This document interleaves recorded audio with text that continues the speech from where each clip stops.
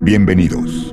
Hoy vamos a viajar a julio de 2001. Imaginen el escenario: una celda en Brasil, una crisis de relaciones públicas de proporciones bíblicas y una Mari Boquitas inspirada por el Espíritu Santo o por su abogado. Vamos a leer la carta donde Raquenel nos explica que las tres hermanas de la Cuesta no fueron víctimas, sino que simplemente tenían un gusto compartido muy particular. Pónganse cómodos, que hoy la audacia viene escrita en papel periódico. Hoy vamos a desempolvar un documento histórico, una reliquia de la desesperación, la devoción y una audacia que parece desafiar las leyes de la física. Viajemos a julio de 2001 a una celda en Brasil. Desde ahí, María Raquenel Portillo, conocida como Mary Boquitas, envió una carta abierta al diario Reforma. En este texto tan fascinante cita la Biblia. Llora tragedias impronunciables con una mano en el corazón, mientras con la otra señala a todos los demás. Intenta convencernos de que las víctimas no fueron realmente víctimas. En aquel entonces, Raquenel escribió textualmente que el hecho de que las jóvenes se involucraran con Sergio Andrade no debía atribuirse a la violencia, sino, y cito, al gusto o placer que ellas mismas sentían. Según su visión de hace 23 años, ellas simplemente fueron y vinieron libremente por interés o conveniencia. Un argumento que, en el caos mediático de la época, pudo haber sembrado dudas, pero que hoy suena simplemente escalofriante. Pero el tiempo pasa, y las narrativas se pulen. Hoy, Raquenel tiene un podcast exitoso, En Boca Cerrada, donde nos habla de su proceso de sanación y se presenta como una sobreviviente que ha dejado el pasado atrás. Es un discurso moderno, emocional y muy bien estructurado. Sin embargo, la verdadera coherencia se prueba en los tribunales, no en los micrófonos. Recientemente, en una corte de California, Raquenel decidió contrademandar a las mujeres que la señalan en la actualidad. Y es aquí donde ocurre algo revelador. Para defenderse, en pleno 2026, utilizó exactamente el mismo eco de su carta de 2001. Su argumento legal fue que, en esencia, ellas sabían a lo que iban. Resulta que, tras 2 décadas de supuesto crecimiento personal, la estrategia sigue siendo la misma: culpar a la víctima. Pero California no es el México de hace 20 años. Un juez determinó que esa táctica de intimidación violaba la ley anti-SLAPP, desechando su contrademanda por carecer totalmente de mérito. Hoy vamos a analizar esta increíble máquina del tiempo retórica. Vamos a ver cómo una frase escrita en una prisión brasileña regresó décadas después para sentenciar una derrota legal en Estados Unidos. Porque a veces, por más que la boca se cierre en un podcast, las palabras del pasado siempre encuentran la forma de gritar la verdad. Empecemos. Por favor, no juzguen. 6 de julio de 2001. A continuación, reproducimos la carta que envió ayer María Raquenel Portillo, conocida como Mari Boquitas, a la redacción de Grupo Reforma a través de nuestro corresponsal en Brasil. La cantante, quien está presa actualmente en Brasil, está acusada, al igual que Gloria Trevi y Sergio Andrade, de corrupción de menores, rapto y violación. Carta abierta al periódico Reforma, a las autoridades y a la opinión pública. Agradezco a Dios y a la gente la oportunidad de poder expresar públicamente mis sentimientos y pensamientos. Me encuentro a miles de kilómetros presa, consternada y aterrorizada al escuchar y leer tanta calumnia a nuestro respecto. Me abocaré con humildad y sin egoísmo, no sin antes reiterar que tanto Sergio Andrade y Gloria Trevi como yo, María Raquenel Portillo, somos inocentes de los cargos que se nos imputan, a expresar que el hecho de que las 3 hermanas de la Cuesta, Katia, Carla y Carola, se hayan acostado con Sergio, cada una por separado y por su cuenta, o las 3 juntas y al mismo tiempo, podría atribuirse al gusto o placer que sentían que ellas mismas expresaron muchas veces, o a un probable interés en envolverlo y confundirlo para conseguir de él otras cosas o bienes, pero nunca atribuirse a una supuesta fuerza o violencia o presión ejercida supuestamente por él o por Gloria o por mí para tal fin, como dichas hermanas ahora se empeñan en señalar con la clara finalidad de conseguir la libertad de Katia. Justificarse ante sus papás por sus gustos y estilo de vida desarrollados en el pasado y limpiar su imagen para quedar ante la sociedad como lo que no son y nunca fueron, un ejemplo de inocencia, pureza y costumbres y conducta tradicional. Si quieren barnizar su imagen para pasar por lo que no son, allá ellas, pero acusar a personas inocentes de algo que no hicimos, y querer hacerme quedar como cómplice, eso no, sobre todo si se considera que una Katia a lo largo de 8 años y las otras dos, Carla y Carola, a lo largo de 5 años fueron y vinieron libremente y por gusto juntas y por separado, y sin ninguno de nosotros acompañándolas a su casa y a los lugares en que nos encontrábamos, lo que demuestra un interés por mantener una relación que deseaban y disfrutaban, a pesar de que ahora y por conveniencia pretendan hacer creer a las autoridades y a la opinión pública lo contrario. Que las tres fueron obligadas, no podrían defenderse juntas entre las tres, o simplemente no regresar a donde o con quién supuestamente las maltrataba. En mi caso, que yo no estuve ni participé de esas relaciones, como ellas mismas lo han declarado en otros lugares, ¿ya no recuerdan? Que recuerden las llevadas a cabo por personas mayores de edad, como definitivamente lo eran Katia y Carla, y de las cuales yo me enteraba por lo que ellas mismas y con entusiasmo me contaban. Resulta más injusto que se me quiera involucrar en cosas que no hice y en otras que ni siquiera existieron, y son un montaje falso para acusarnos y la supuesta violación, rapto y corrupción de Karina Yapor, como resulta verdaderamente absurdo, y eso sí un delito que se pretenda sin ningún hecho concreto, ni la más mínima prueba de que yo cometí delitos o bajezas o monstruosidades, como señalan respecto a Anita, hija de Gloria y ahijada mía infinitamente querida, cosas que yo ni siquiera sería capaz de imaginar. Voy a desmentir y aclarar infames mentiras creadas en mi contra. Seré breve pero clara. Ana Dalai, que en paz descanse, fue mi ahijada. Una niña a la que quise desde que supe que vendría al mundo. Una bebé llena de ángel y carisma que me cautivó con su mirada desde que la vi por primera vez a las horas de nacida. Su fallecimiento me provocó mucha tristeza. Fue un hecho que me marcó para siempre. Recuerdo el dolor de su madre, de su padre y mi impotencia por regresárselas, o por lo menos explicarles por qué Dios había permitido que aconteciera. Pero mi sabiduría entonces y ahora inclusive no daba para entenderlo ni expresarlo. Solo sé que Dios es sabio, grande y de infinita misericordia.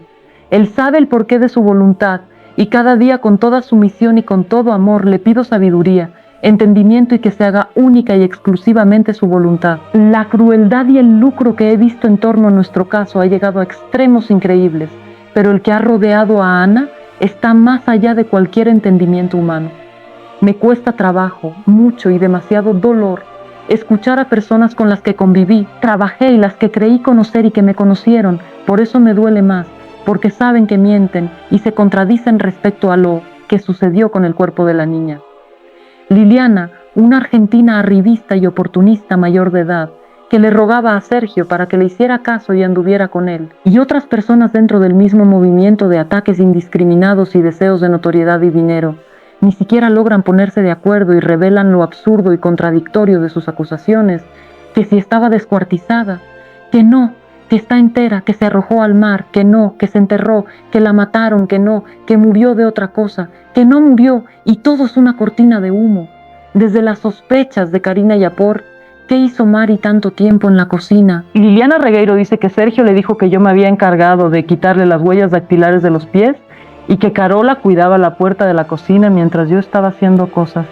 ¿Cuáles? Y bueno, hasta Aurora Valle asegura que yo laceré las huellas de la niña. No me da para expresar lo que siento al ver cómo, de una cosa tan dolorosa y seria, hacen escándalo sucio, despiadado y lleno de crueles calumnias. Ni Sergio Andrade me dijo, ni me sugirió, ni me ordenó que hiciera algo semejante con el cuerpecito de la niña, y mucho menos que yo hubiese sido capaz de hacerlo. Yo no le laceré las huellas, ni se las quité, ni la descuarticé como Roberta Menuzzo se atreve a mentir, ni nada. Está por demás decir que, aparte de que no le hice nada de eso, tampoco le dije semejante historia de terror a Menuzzo, una delincuente que con sus inventos hace honor a su poca calidad humana. Sé que apelar a los sentimientos de esas personas es inútil, pero apelar a la justicia de la gente y a la lógica de las cosas puede ser más contraproducente.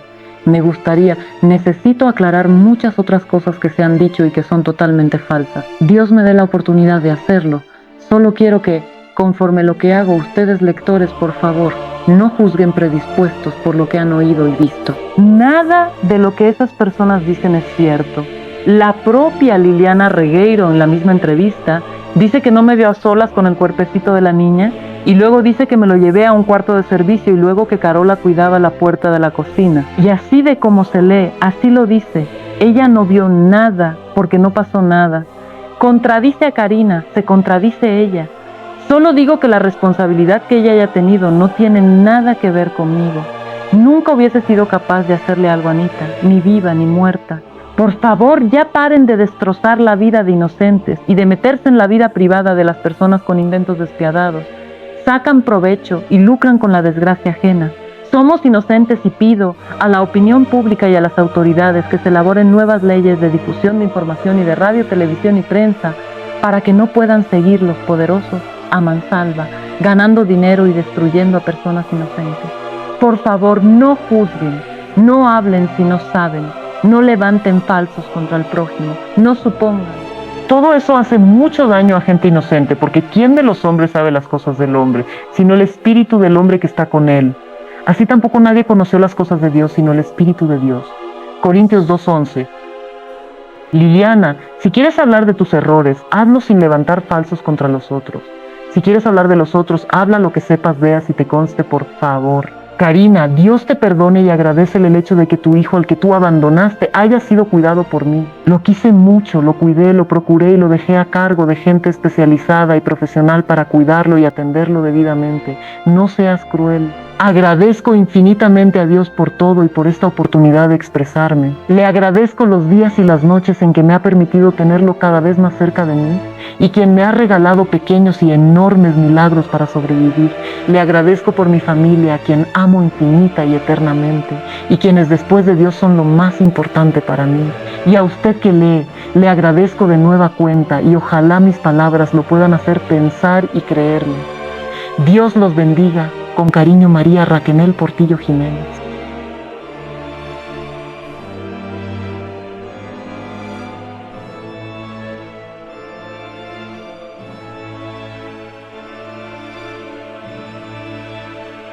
La intención de Sergio siempre fue crear su propia familia, a su manera, una manera muy extraña, muy fuera de las reglas sociales, de las reglas morales, por lo menos los que tenemos moral y los que hemos tenido una cierta educación.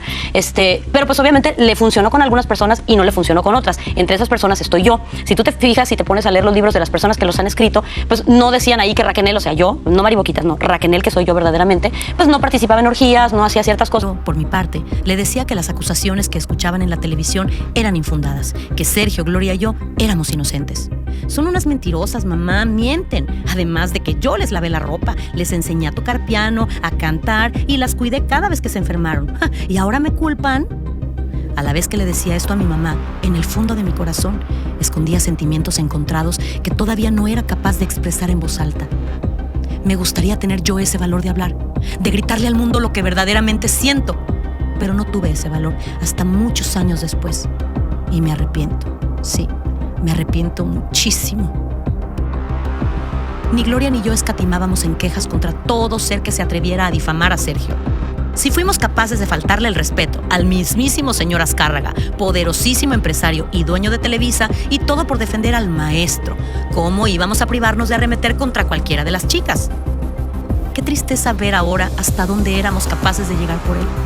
Digo éramos porque ninguna se salvó. En diferentes tiempos y diferentes situaciones, todas pecamos de lo mismo, de insultar por Sergio, de pelear por Sergio, negar por Sergio, ocultar por Sergio, de vivir y respirar por Sergio. Sí, yo seguía haciendo equipo con Sergio, por inercia y porque todavía me faltaba un largo proceso para liberarme.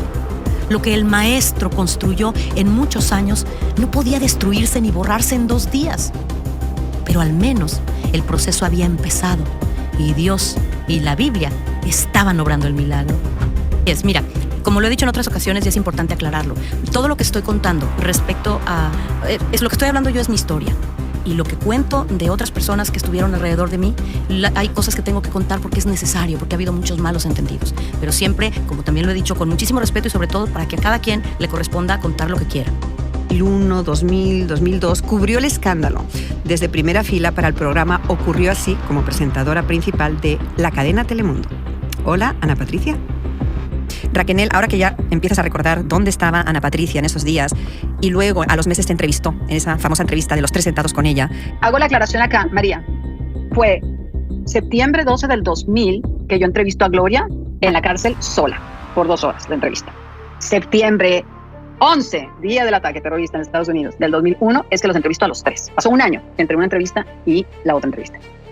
Pero la verdad, como lo he dicho en otras ocasiones, en mi cabeza estaba te lo juro, desde que empezaba la entrevista, o sea, sí tenía que poner atención, pues para ver por si me preguntaba algo a mí, pero mi mente era simple y sencillamente cuidar mucho lo que tenía que contestar en caso de que me preguntara. Mi cabeza estaba completamente enfocada en eso, en no regarla, porque como bien dice Ana Patricia, aparte de que había que cuidar no meternos en más problemas, porque ya estábamos en prisión y no podíamos meternos más en el agujero, aparte de todo, pues obviamente tenía que negar la situación por la que estaba yo pasando y ser sincera en ese sentido. Siempre fui honesta en aquello que tenía que ver con mis sentimientos o con las intenciones con las que había hecho alguna cosa, pero definitivamente mentí en muchas ocasiones defendiendo el punto y defendiendo una historia que estaba entrenada a contar. Sergio, ¿te dio alguna instrucción antes de sentarte con Ana Patricia? En esa ocasión no, pero sí, obviamente, me la había dado antes de empezar todo esto, de nos van a venir a entrevistar, es muy probable que pregunten y todo, ya sabes lo que tienes que decir, lo que tienes que hacer. Así de claro. Hablando de los asuntos legales y los problemas en México, tú dices que no sabías lo que se estaba cocinando allá, solo que, una denuncia, nada serio. A este punto muchos podemos pensar que pecas de ingenua o que no estás siendo honesta. ¿No sabías que llevarse a menores fuera del país y someterlas a ese estilo de vida con un hombre adulto era causa suficiente para que los llevaran ante el juez a todos? No, María, ¿de qué me estás hablando? Yo desconocía cualquier cosa en cuestión leyes, yo desconocía absolutamente todo. Hasta se me hacía raro lo de los pasaportes, porque es lógico que tú escuchas en cualquier tipo de mundo, por muy limitado, pues que si se te vence una visa, pues ya estás de ilegal, ya no estás con un permiso para estar en un lugar. Entonces, ¿eso te preocupaba más? Claro, porque yo lo demás yo no lo veía como un delito. Si yo había sido menor también. Entonces, y sometida a lo mismo. Y además, acuérdate que mi mundo era muy limitado, pero además, pues existían estas cartas del permiso y la autorización de los papás de las menores para poder viajar en compañía de un mayor. Entonces, en mi cabeza todo estaba bien. Todo estaba en orden. Por ejemplo, no bien, en mi cabeza no es que estuviera, en mi cabeza todo estaba en regla. No bien, en regla, pero en regla. Uh-huh. Y por ejemplo, ¿no sabías que la Interpol los andaba buscando? No, jamás. ¿No supiste rumor que salió de ese libro y luego fue imparable? Me contaste que te costó trabajos, amistades, un estigma. ¿Has podido superar este rumor? No lo he podido superar todavía, porque en mi conciencia está superado, pero cuando tú recibes yo creo que el primer impacto que tú recibes de una noticia, y hablo por la audiencia, es el primero que se queda. Desafortunadamente no sirve de mucho cuando uno sale a aclarar y aclarar y aclarar. Y las personas que lo debieron de haber aclarado desde el principio, sabiendo que era una injusticia, tampoco lo hicieron. Entonces el tiempo pasa y las personas nos quedamos con eso dentro. Yo obviamente, porque soy una persona creyente, porque sé la verdad y porque también soy una buena persona, obviamente he tratado de eliminarlo y que me deje de pesar en mi vida. Pero definitivamente sí, no se supera tan fácil. Fuiste acusada durante años de abandonar a Francisco Ariel en España. ¿Has podido aclarar esto con Karina, ya como mujeres adultas? No. Fíjate que al respecto, y te agradezco la pregunta, lo único que te puedo decir es que quiero pensar, porque a veces uno tiene sus ejercicios de introspección y por dentro puedes pensar una cosa, aunque digas o te comportes como si fuera diferente. Yo creo y quiero pensar que Karina, al paso del tiempo, y ya cuando dejó de estar bajo la manipulación de Sergio Andrade y empezó a una vida diferente y normal, uh-huh, quiero pensar que al final entendió que lo mejor que podía hacer por Francisco Ariel fue dejarlo en ese hospital. Y que por voz de Sergio se enteró Liliana que a ti te tocó hacer la peor parte: borrar huellas dactilares, cortar dedos de manos y pies. Mari Boquitas, ¿qué hizo ese día?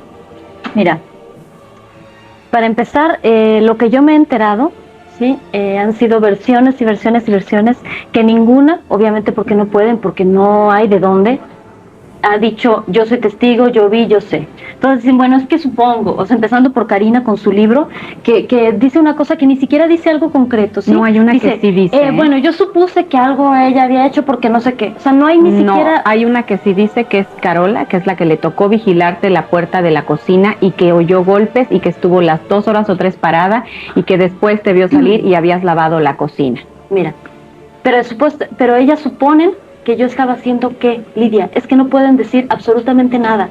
Una persona, yo no digo, no, yo no estaba en la cocina, yo sí estaba, digo, yo soy una persona humana como todas, tengo hambre también, ¿verdad? O sea, sí, claro, yo algunas veces limpié cocinas y como cualquier persona normal, pero de eso, de haber estado en una cocina, en algún lugar que no te sé decir si fue ese día, si fue el día anterior, fue el día siguiente, porque no me acuerdo, fue una cosa muy desagradable, muy triste para todos nosotros, ¿sí? No sé decirte, ni siquiera o sea, es demasiado desgastante, son unas cosas terribles las que han dicho, pero lo que sí te puedo decir es que no hice nada de lo que ellas han dicho, o sea, yo ni me metí a la cocina con la niña, a hacerle absolutamente nada, a borrarle ninguna huellas de nada. Pero sí te acuerdas qué pasó ese día, posterior a que murió la niña, cuéntamelo. Sinceramente no me acuerdo, yo lo único que me acuerdo es, como ellos dicen, la última vez que la vi. 2 veces yo me tuve que salir porque soy una persona que padece depresión baja. No. ¿Escribe un caso así o simplemente se queda abierto de por vida? ¿En qué quedaron ambas investigaciones, tanto en México como en Brasil? Yo sé que tú sabes de esto porque estuviste investigando al respecto. Es muy importante la pregunta que haces, Raquel, justo porque al día de hoy tenemos una niña desaparecida. Podemos tener testimoniales y constancias de que ella murió, pero ni siquiera sabemos de qué murió. Por lo pronto lo que tenemos es la desaparición de una niña que sí existió. Y la desaparición es un delito que no prescribe jamás hasta que no se sepa la muerte, el paradero o la suerte de la persona que se encuentra desaparecida. Hoy mismo, una persona desaparecida sigue estando desaparecida y por lo tanto se sigue cometiendo el delito. Entonces, desde mi punto de vista, podría hacerse la investigación y debería de hacerse la investigación de cuál fue la suerte o el paradero de Ana. ¿Sientes tú que alguna vez Ana Dalai tendrá justicia? Yo creo que la justicia implica muchas cosas, no nada más tener a una persona privada de su libertad. Justicia implica el reconocimiento de su existencia, justicia implica una investigación también, justicia implica una búsqueda. Quizá nunca sepamos específicamente por qué falleció, pero la justicia no es el final, la justicia también es el proceso y lo que se va ganando en ese proceso. La verdad es que lo que nos estás ahora, a mí me estás abriendo definitivamente un panorama, ¿no? de las posibilidades, de las cosas, de un poco más de conocimiento acerca de la justicia, en un caso donde injustamente hay un ser que ya no está, pero donde se pueden todavía hacer cosas. Gracias a ti, Raquel, porque así haya 1, 5 o 10 personas o más personas. Y si esa persona fue víctima, hay que darle esa importancia de esa vida, ¿no? Ahora, lo que sí veo es que este tipo de casos y el caso específico de ustedes, lo que creó fue algo que no había antes. Este tipo de casos crearon legislación que no existía en México. Es decir, el tipo penal de trata y de explotación a lo que ustedes como mujeres, niñas, adolescentes fueron sometidas, no existía cuando esto sucedió. Y entiendo perfectamente que no hubieran podido salir a la justicia a decir, esto me está sucediendo, porque no les hubieran hecho caso. No les hubieran hecho caso entonces que al día de hoy no hay justicia para ustedes. No se les puede exigir que entonces pidieran justicia cuando hoy, ya teniendo la legislación adecuada, no ha habido justicia para lo que les sucedió. ¿Qué ha creado los casos paradigmáticos como los que ustedes vivieron? Legislación. Que el derecho reconozca que eso que se cometió en ese entonces implicaba un delito.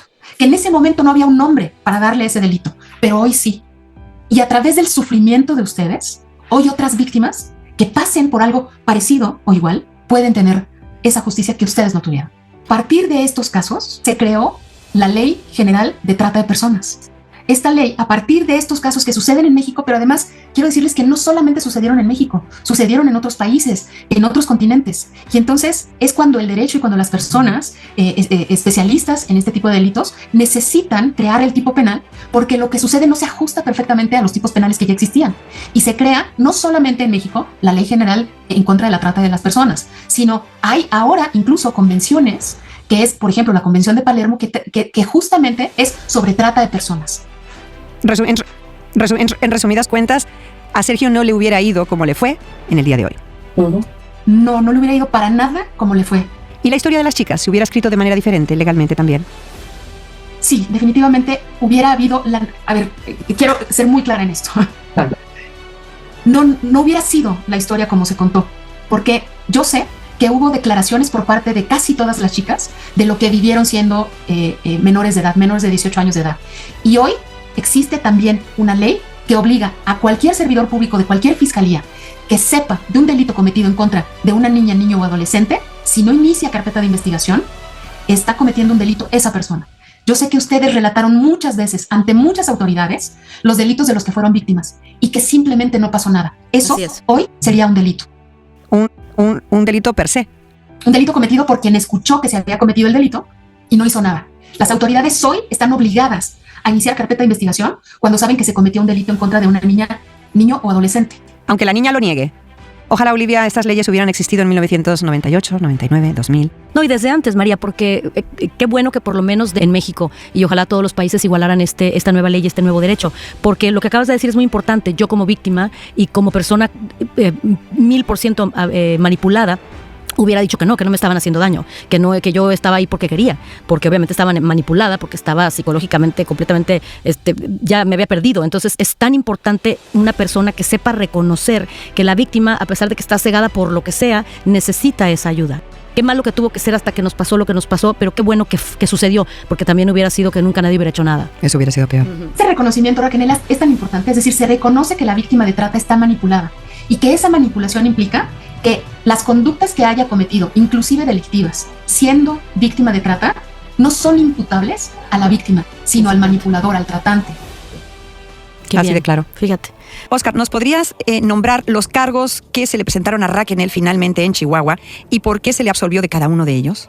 A Raquel, a Gloria y otros, las acusaron de coautoras. La coautoría significa que hay una empresa delictiva para lograr un propósito. Nunca se acreditó, nunca hay pruebas de que el Ministerio Público haya acreditado que la participación de Raquel haya sido con el propósito o haya influido para que esa empresa delictiva la lograra el autor imputado, que era Sergio Andrade.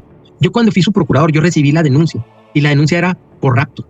Y el abogado de Karina me dijo que en ningún lado les querían recibir la denuncia.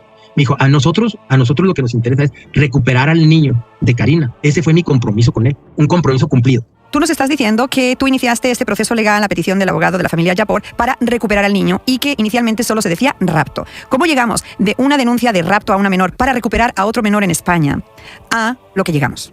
Cuando sale de mi ámbito de control y con las declaraciones que ellos obtienen, entonces ellos cambian de rapto a violación y a corrupción de menor. Logran con jueces de Chihuahua que se librara órdenes de aprehensión. Y se libran las órdenes de aprehensión en contra de Raquel, en contra de Gloria y en contra de otras 7 personas. Y finalmente el juez dicta una sentencia en el que declara absueltas tanto a María Raquel como a Gloria Treviño, porque no había pruebas que acreditaran que eran culpables de las acusaciones que se les hacían. Cuando salen de la cárcel, apela el Ministerio Público. O sea, el Ministerio Público no se quedó conforme en que salieran en libertad. Cuando apelan, tengo el temor de que me regresen a la cárcel. Y nunca se me olvida que tú me dijiste, tú eres inocente y yo voy a seguir luchando y peleando porque tengas ese título. Me acuerdo que nos lo dijiste a mi mamá y a mí. En la segunda instancia se llama con el magistrado. Doy los contraargumentos para acreditar la inocencia tuya, porque ahí yo ya iba como contigo. Y el magistrado determina que efectivamente que eres inocente.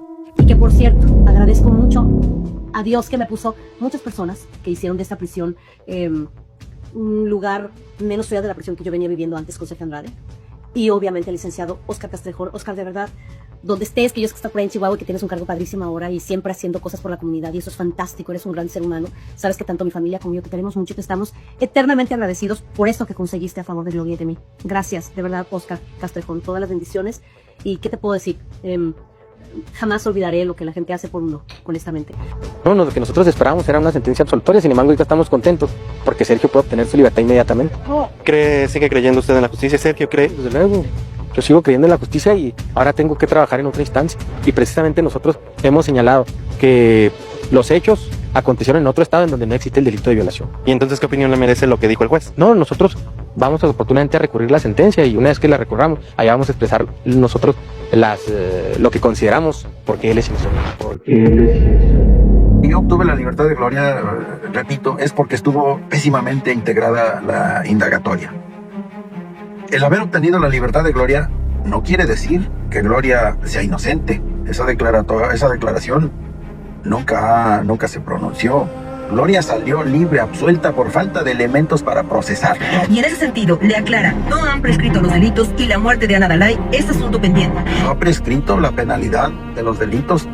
Probablemente existe una resolución que favorece a Gloria en cuanto al antijurídico que afectó a Karina Yapor, pero no se ha pronunciado nada respecto de los daños ocasionados a otras menores de edad, que no son pocas, son varias. Gloria no es ajena a un homicidio calificado. Número 1, de su propia hija. Cualquiera que tenga relación con ella y que quiera presentar una denuncia penal en este momento, Gloria y todas pueden ser sujetas a un procedimiento penal. Sí sé y conozco la batalla que has tenido para atrapar a Sergio Andrade. Fuiste una de las que más colabora. Y aun cuando están las retractoras estas que dijeron algunas cositas del reencuentro de ustedes, supongo que te importa poco. Mira, sinceramente aprendí fueron muchos los años en los que me ocupó y me preocupó lo que diga la gente después de la experiencia mía. La causa sigue, la pesadilla de esta demanda no va para largo. La causa sigue, tengo estrictamente, ya lo sabes, prohibido hablar al respecto. Acuérdate que se dice que todo lo que uno hable, pues desafortunadamente puede ser usado en contra de uno. Lo único que sí te puedo decir es que, pues, amén, confío en la justicia, amén que se termine pronto, y porque realmente ha sido ya mucho sufrimiento, mucha mentira alrededor de esta historia. He defendido de ella por no hacerle daño, Liliana. Pero ahorita no es por hacerle daño, pero sí me voy a defender de ella y que se vaya a la verga. Perdóname el francés, pero qué vieja tan mala, tan hipócrita, tan mentirosa, que se ponga del lado de las otras. Ahí es donde tiene que estar. Mamita, no es que sea buena, pues es que también los fregadazos en mi vida han estado cabrones. Y yo un día dije, No vayas a llorar. No seas ridícula. No seas ridícula. No seas ridícula. No seas ridícula. ¿Voy a hablar o no voy a hablar? ¿Me vas a permitir hablar? Ok. Dale. Entonces yo le creo que tiene una buena intención y que está arrepentida porque le vi lo arrepentida. Yo a ti no te creo nada. No te creo nada, creo que lo manipulas todo. Como lo has manipulado toda tu vida. Como manipulaste tu vida en la cárcel. Lo que estás armando aquí, con esta mujer y conmigo, es otro plan. Y no te lo voy a permitir. No, mamacita, tú no tienes a mí que permitirme absolutamente nada. No te lo voy a permitir. Ni sabes de mi vida ni mi historia, así que ni te metas en lo que no te interesa ni sabes. Tienden sus trampas los que quieren matarme, maquinan mi ruina los que buscan mi mal, y todo el día urden engaños. Pero yo me hago el sordo y no los escucho. Me hago el mudo y no les respondo. Soy como los que no oyen ni pueden defenderse. Yo, Señor, espero en ti. Tú, Señor y Dios mío, serás quien responda. Tan solo pido que no se burlen de mí y que no se crean superiores y resbalo. Estoy por desfallecer. El dolor no me deja un solo instante. Señor de mi salvación, ten pronto mi ayuda, por favor. Amén. ¿Qué tienes que decirle a la gente, Mari? Por favor. Para empezar, a las personas que nos hacen tanto daño y que dicen que conocen a Dios y que por eso han hecho tantas cosas, no se olviden que uno de los mandamientos es no levantarás falsos testimonios contra tu prójimo. Si ustedes suponen, se imaginan, si sueñan, no juzguen, no culpen, no digan fue, no mientan, por favor. Porque destruyen vidas, matan gentes, causan mucho dolor que a ninguna de ustedes ni a nadie les deseo. Pero es muy triste. Ustedes me conocieron y nos conocieron y saben perfectamente bien que no sucedió nada.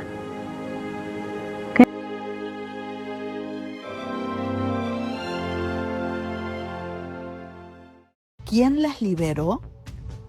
El depredador no libera, reorganiza. Primero asegura el pacto, después garantiza su impunidad.